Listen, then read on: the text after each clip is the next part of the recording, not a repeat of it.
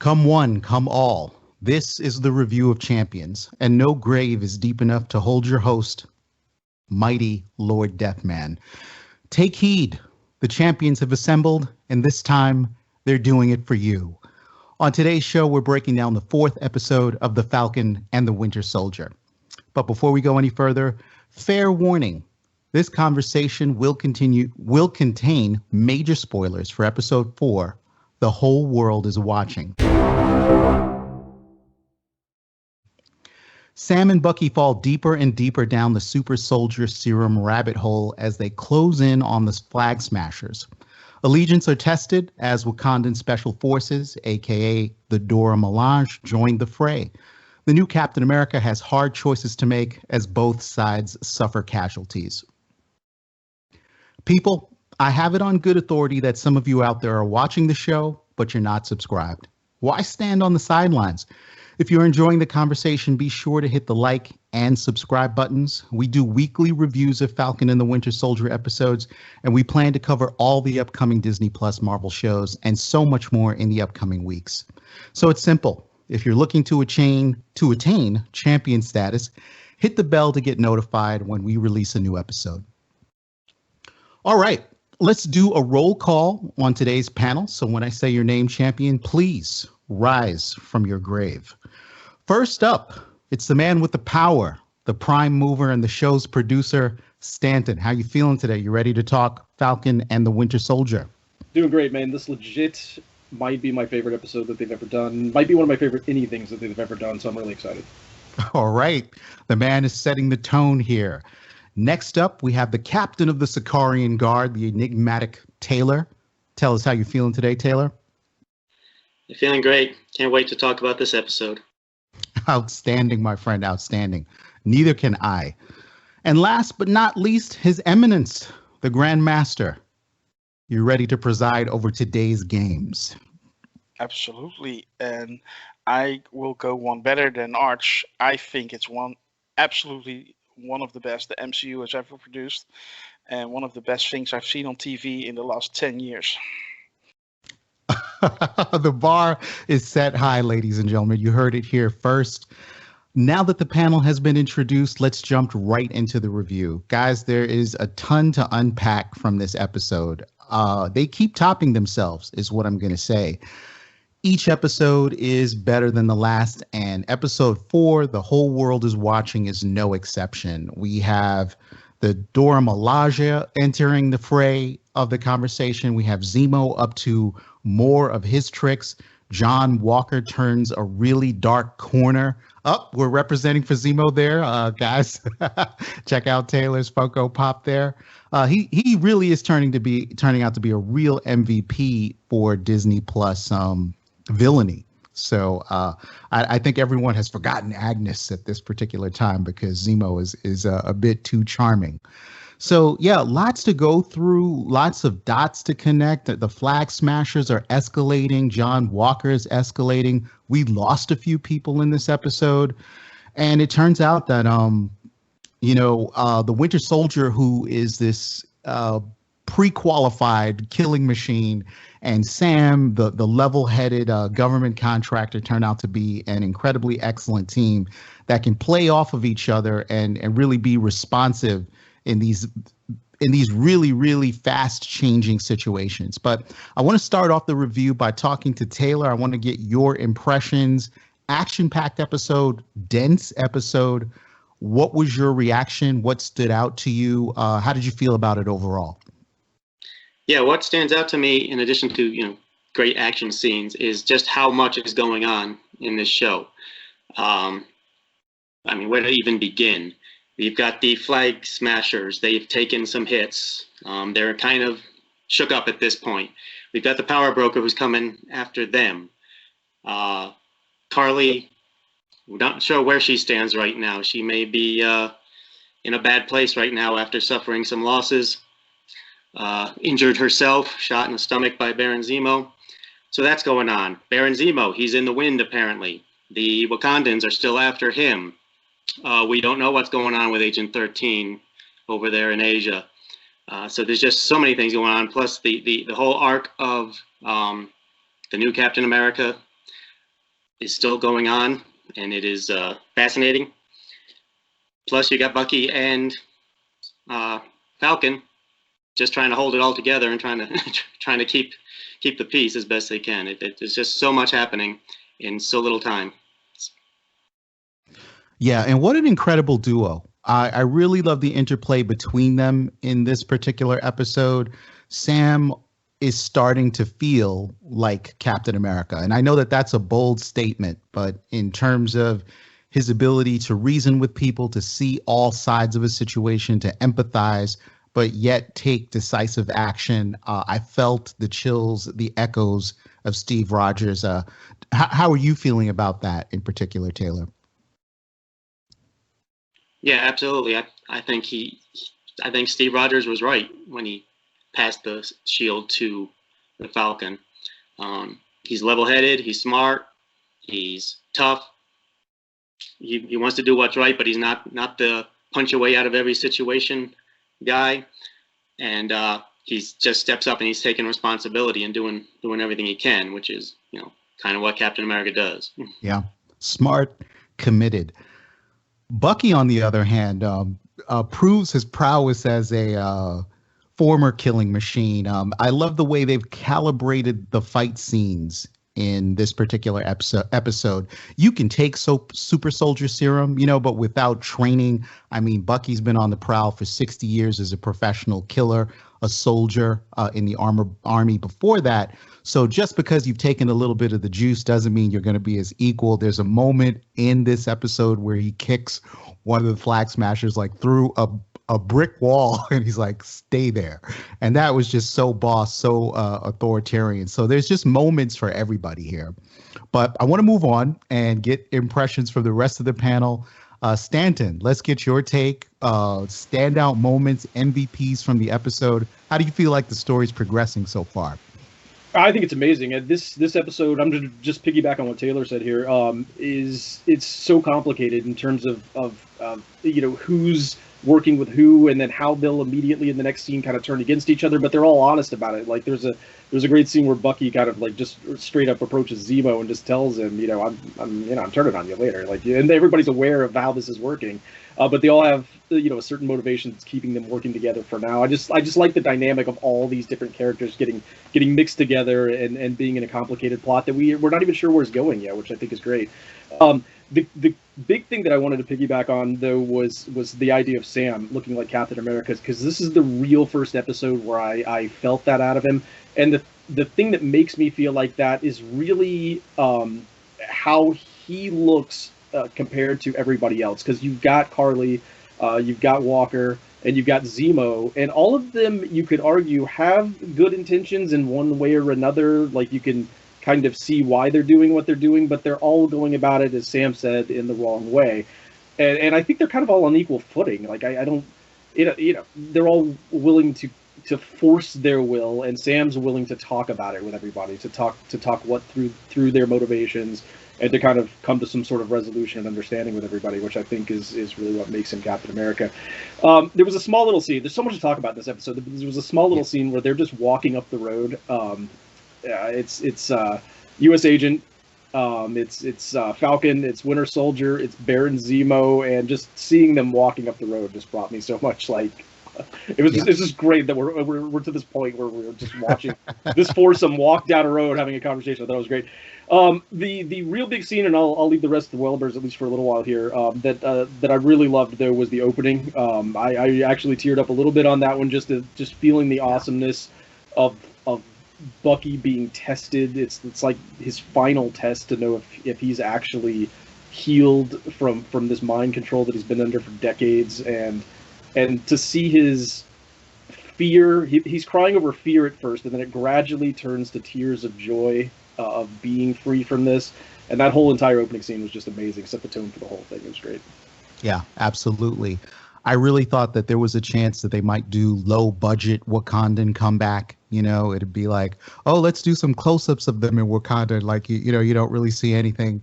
But I think they really delivered on that payoff of showing Florence at the end of the last episode. We get some real action, real warriors. I feel that the Wakandans really own all of these so-called professionals in this episode in terms of their performance.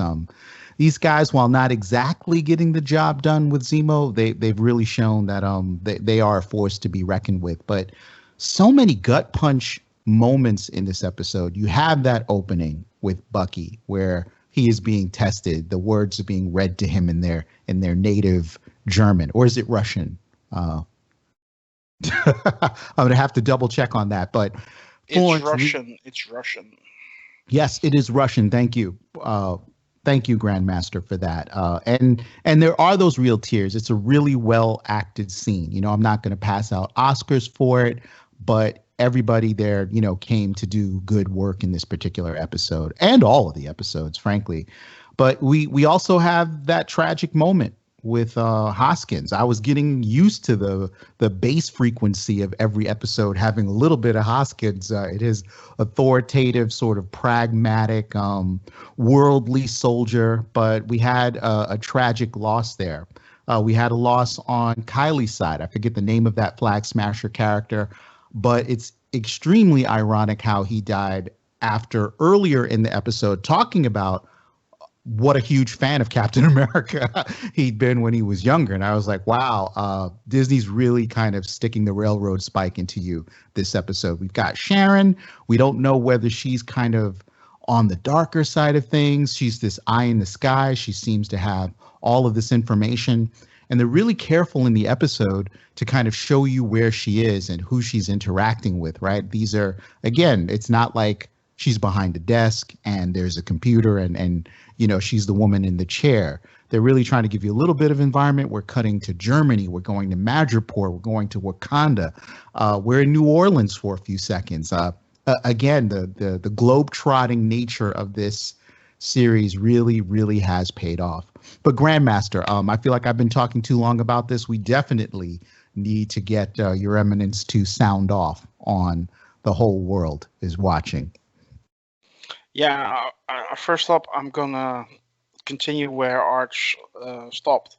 That opening scene is absolutely incredible.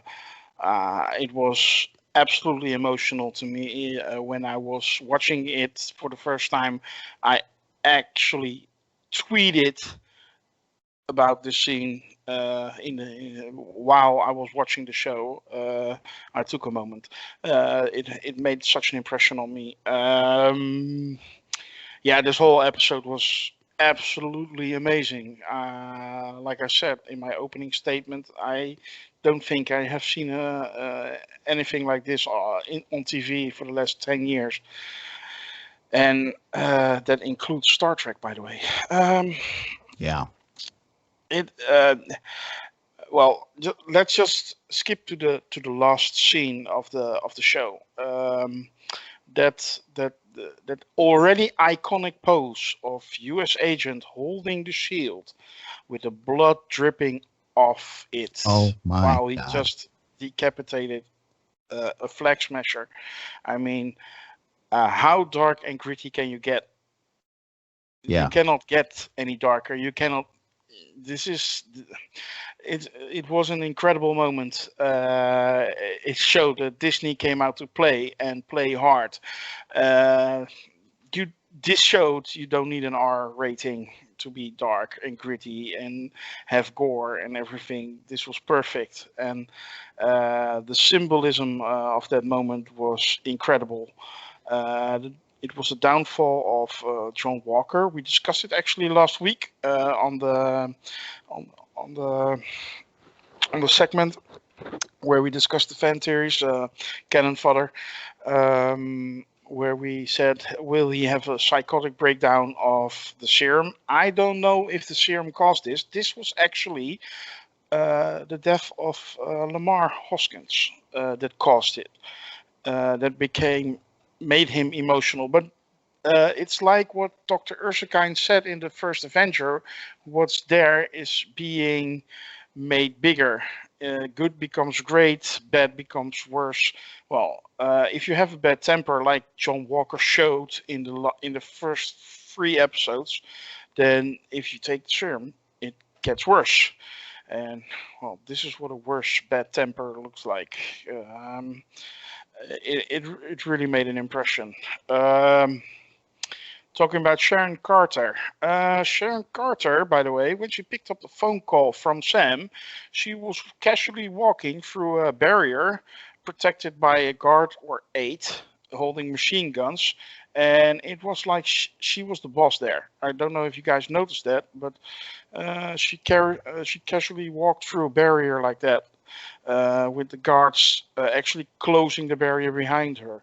So it definitely is another signal that she is on the dark side of things and a figure of importance in Madripoor. Power broker, I don't know yet, but it certainly looks that way.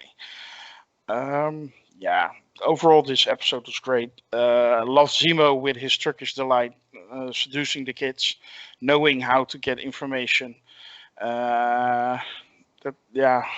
He showed himself to be a real intelligence officer, something that Sam, the soldier, and Bucky, the special ops guy, don't know how to do. I love the dynamic between the three, and yeah, that fight scene in the apartment with the Wakandans, with the Dora Milaje, and John Walker and Sam and Bucky, amazing. I loved it that Zemo was just standing there taking a sip from his drink while they were kicking ass. I thought that was really subtle humor, and yeah, absolutely amazing. And the sentence, the Dora Milaje has jurisdiction wherever the Dora Milaje finds themselves to be, I thought that was great writing as well. So, I will get to my rating later, I know, but absolutely amazing. Yeah, we're going to talk ratings soon enough, but I can tell there's a lot of love in the room for this particular episode. Want to add one more thing before we transition to Stanton, in that you can tell John Walker throughout this whole episode is really overcompensating for, he's trying to be the big man in the room. There's this feeling that he's like, wow, I'm in the room with heavy duty operators, and I've got to sort of bring that American authority and Captain America-ness to the situation. But the Dora Milaje just, they take that away from him almost instantaneously. But Stanton, what's on your mind? I was going to follow up with something on Sharon, but just on Walker really quickly. There's that one moment where everybody else in the room also knows that that's what Walker's trying to do. He's trying to come in and be the big guy, and Bucky looks at him while he's getting his butt kicked by the Dora Milaje and says, "Oh, you're doing a great job, man. Yeah, keep it up. Real strong, John." Yeah, real strong. But the thing on Sharon, there's one key thing because there's a lot of debate about Sharon going on right now, what she's doing, whether or not it makes sense in terms of some of the theories that are being floated around, whether or not some of the stuff in terms of why didn't she have any contact with Steve and that kind of thing, whether or not that makes sense. But there's a key thing that I don't know if anybody, just want to make sure everybody's aware of this, is that the show's taking place in 2024. So there's a lot of ideas that it's been 5 years since Civil War, but it's actually been closer to 8 or maybe even a little longer. So the idea that Sharon we don't know if she got blipped. There's some indications in game, she was on that screen, but of course that screen mostly just indicates who was missing. Like if she'd totally gone off the grid and was hiding, then they might not have known that she wasn't blipped. We don't really know. The point is that there's a lot of stuff that we just don't know about her circumstances. And I just wanted to throw in there that it has been 8 years for her since Civil War. So just that. Excellent observation there. And I think there is much more than meets the eye to what is going on with Sharon. I have not a fan theory, not something that I could support with things that I've seen out in the wild, but I'm starting to get the feeling that the government may have placed Sharon where she is in Madripoor, and that in a huge twist, we might get that the power broker is kind of a fictional construct, and perhaps this is the American government's way of recovering black market super soldier serum. It could go down like that, guys. I admit I have no backup on this, and I couldn't even get this one into the fandom, into the Cannon Fodder segment, because not enough support on it. But we've got some interesting ones for that segment coming right up.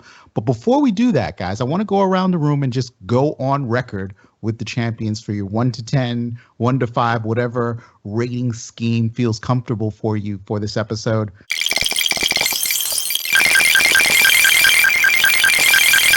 by the way the conversation's been going, I think this is going to go pretty quickly and pretty predictably. But quality is quality, right, guys? Let's start with Taylor. Okay, again, I guess it's the fourth time, 9 out of 10 for the episode. However, the series thus far as a whole is more than the sum of its parts. So far, the series is a 10 out of 10. Wow. So where did they lose the point, Taylor, in this episode? Why couldn't you turn the dial all the way up to 10? Was there something that was a little off to you? No, I mean, it was extremely good. I know what they're doing. I know the stories they're doing. I know the points they're trying to make. But there were some points where it just got a little bit too talky. You know what I mean? Okay. More words than needed. I think the acting was telling the story more than the words needed to. Right. Too much talky. Yeah, we do get a little dense in the dialogue. I can certainly agree with that, but I always think most of the time they're always giving you just enough information to recap something that might have happened 4, 5, 6 years ago in the movies, while keeping the pacing going at a decent clip where you don't feel like you're too mired down. But every once in a while, it does feel like, wow, big conversation going on here. But moving on to Stanton, what's your rating for this on the record? 11, no question. This was amazing, man. So first of all, just Taylor sounds like he probably feels a little bit like how I felt kind of last episode, where nothing was really wrong, but maybe got a little talky. But this one to me I couldn't believe how much they put in this. Like the character development from everybody's point of view was just on point and constantly progressed. You could understand where everybody's motivations were. Sometimes those aligned, at least for a little while. Sometimes they didn't. And you kept getting this mix and mesh sort of version of it. The Dora Milaje are with them, but then they're not. You know, Zemo's with them, but then he's not. And I love that sort of interplay. It felt like a Brubaker era Captain America comic where you had a ton of different interests, all working across some sinister, secretive sort of things, and this just felt like comics come to life to me. Like it was great to see all of this stuff happening. Great action, great dialogue, great character development. I loved it. Yeah. Brubaker is an excellent reference here in terms of source material. They've picked up a lot of characters from the 80s and 90s, but in terms of the international flavor and political thriller of this, they're definitely coming out of Ed Brubaker's world for sure. But last but not least, Grandmaster, do you want to do the dials go all the way up to 11 as far as the whole world is watching? Well, I started with a 7, then it was a 9, then it was an 11 last week. Well, this week I'm going full Sharon Carter Agent 13 out of 10. Wow. You just blew out the speakers, man. It doesn't get any higher than that. I don't know how they do it. I mean, I posted earlier on the board this week that after this show is done and dusted, well, let's not hope it's dusted because they're going to repeat Infinity War, but you know what I mean. I may have a new number 1 in my MCU list because it's really going really quickly up to that spot at this moment. Of course, it's like the 400-meter hurdles in the Olympics. You can do 300 meters very well and be ahead, but if you stumble on one hurdle, it's gone. But I don't expect it to be to stumble. I can't really be sure what my rating for the final will be, but in the way it's progressing, we may get to triple digits. Anyway, a 13 out of 10 for me.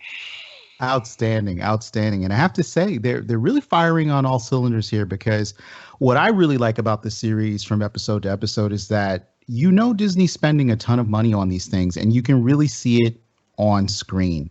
This money isn't going into some fat cat actor's pocket or a producer's pocket, or I don't know, maybe people are just donating their time and services here, but you're seeing it in the special effects. You're seeing it in the performances. They're bringing back great talent. The locations are fantastic. I mean, taking that walk through a European city, that beautiful apartment, getting the Dora Milaje back into full gear. It's not like they're incognito and they're walking around with smocks on.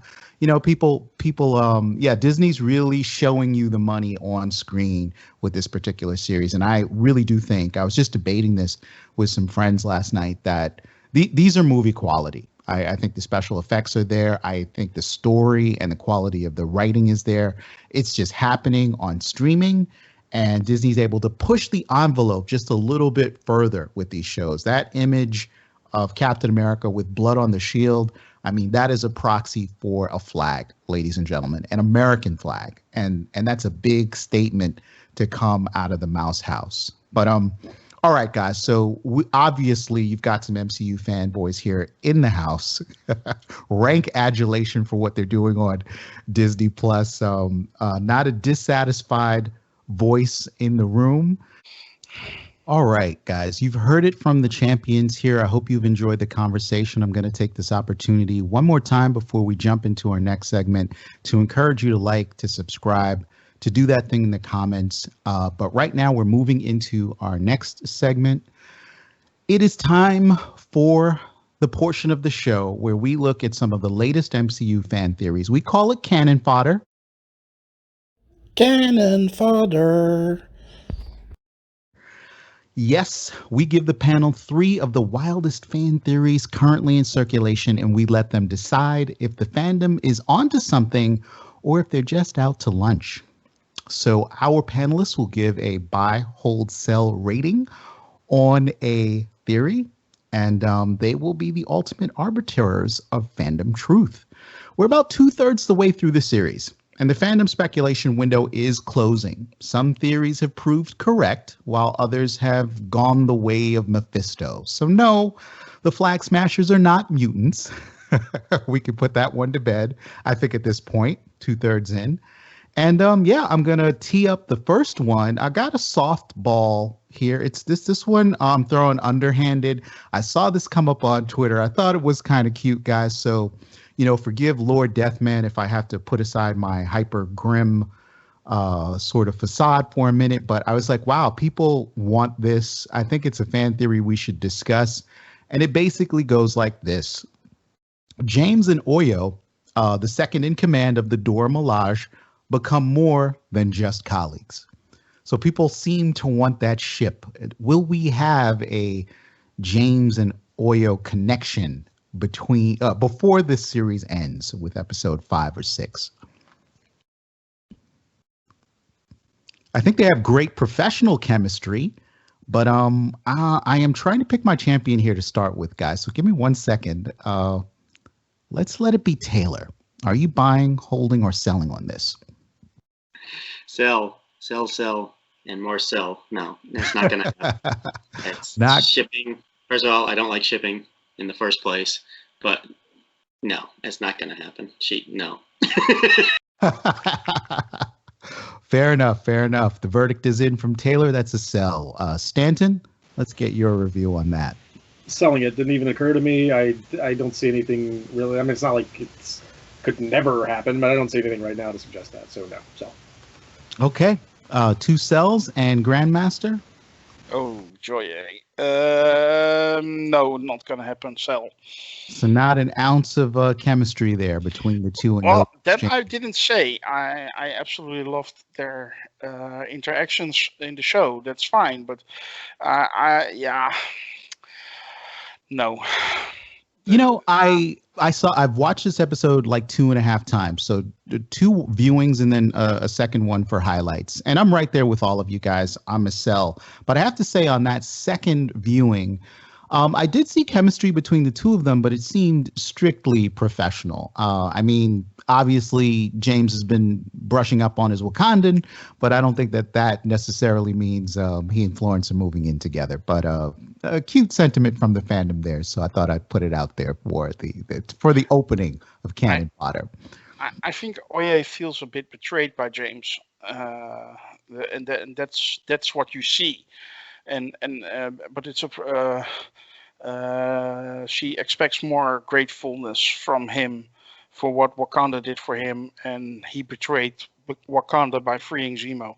I think that's what you see, and it's not so much a personal relationship that is being put on the line. Yeah, I tend to agree with you there. So, guys, out in the audience, we have it. We're all selling on the Oyo James ship. Number 2, guys, let's tee it up. This one, this got retweeted, and there's a threshold that I look at for when I bring these to the show. I saw this get retweeted nearly 400 times. The Red Skull will be freed from Vormir and return to Earth for revenge. He's going to know everybody's father's name. But Taylor, how are you feeling about that? What are you buying, selling, holding? Sell. It's ridiculous. It's ridiculous. The Red Skull is not going to show up in this show. He may show up sometime in the future in the MCU. Who knows? But he's not going to be in this show. That's ridiculous. I think there's a thing going on in the fandom where they just want people who are painted red to show up in these shows. That's what's going on. Stanton, let me tee this one up for you. Again, just so the audience out there knows what we're talking about. The Red Skull will be freed from Vormir and return to Earth for revenge. All right, so for what I don't know. This is a personal favorite of mine because in the comic run that I largely associate with this show we're watching right now, Red Skull did in fact not impersonate. He infiltrated, possessed a person who was running for an office, and part of Bucky and Sam's job, and Agent Carter, and I believe Black Widow was involved, was figuring out that Red Skull was actually behind this, and then ultimately stopping him. But no, that's not where this show is headed. I'm definitely selling this. That is the Mephisto theory of this. Right, show. It is the Mephisto, the equivalent of Mephisto for Foz. So, Grandmaster, I leave it to you. Are you buying, holding, or selling on this particular fan theory? Well, if I look at my fandom of the MCU, my love is more for the cosmic magic side of the MCU, like Doctor Strange, WandaVision, Thor, Guardians. So I would love to see Red Skull show up, come back to Earth somehow. But this show is so grounded. This show is so common spy thriller, criminal thriller almost. I don't see it happening. So another sell from me. No, actually, I'm not going to sell this. I'm going to give this away. We're gifting this one away. Oh, wow. 4 times in a row, people. 4 times in a row. For the fandom. The Grandmaster has lent his pronouncement. So you really don't see a cloaked Red Skull walking the streets of Europe and telling people their parents' names before seeking revenge. Son of Matilda. No, it's just really hard, with like his flowing red aura and his hood on. I can't see it happening. But it's it's always interesting to see what the fans want. So really diverse group in terms of MCU fandom. All right, guys, but check it out. We're coming up to the last one, and this one really stumped me. And again, I'm always looking, always watching. Don't know how the fans are really connecting the dots on this one. I'm going to come out and just kind of put it all on the line here and say it's a sell for me, but let me debut this one, see what you guys think. I'll just have to flat out say it. Isaiah Bradley is the power broker, and Sharon Carter is his gal Friday.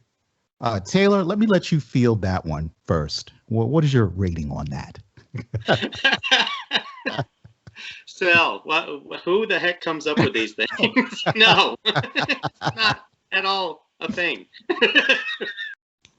Yeah, apparently this involves a convoluted revenge scheme that's been playing out over 30 years for Isaiah Bradley, in which he is a criminal mastermind operating out of Baltimore, but with his central hive in Madripoor. You're not feeling it at all, Taylor? No? Well, I knew this one would at least be good for a laugh, but you've heard it here, guys. Our first panelist has decided to sell on this theory. Stanton, let's move the needle in your direction. Isaiah Bradley, the power broker, Sharon Carter, his gal Friday. a global mastermind operating out of Baltimore? Have you guys been to Baltimore? No, no. And also what Sam, because Bucky, it was Bucky's idea to go visit him, like, so they just happened to go to the this is ridiculous. Never mind. Sell. Okay, we've got two cells on the board. So Grandmaster, I leave it to you. Isaiah Bradley, is he the power broker? Are we going to find him with batches of super soldier serum in his home in Baltimore?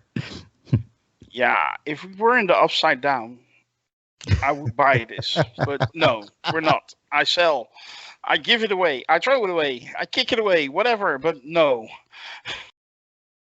All right. Well, it looks like we have uniform cells across the board on all of the fandoms theories. They're going to have to try a little harder next week to get the panel to buy into the latest rounds of speculation. But we saw this happen with WandaVision. As we're getting close to the end, the theories are getting wilder and wilder. People are taking those boners and trying to spin them out into all-out trilogies of movies featuring Doctor Strange mansplaining everything for Agatha and the Scarlet Witch.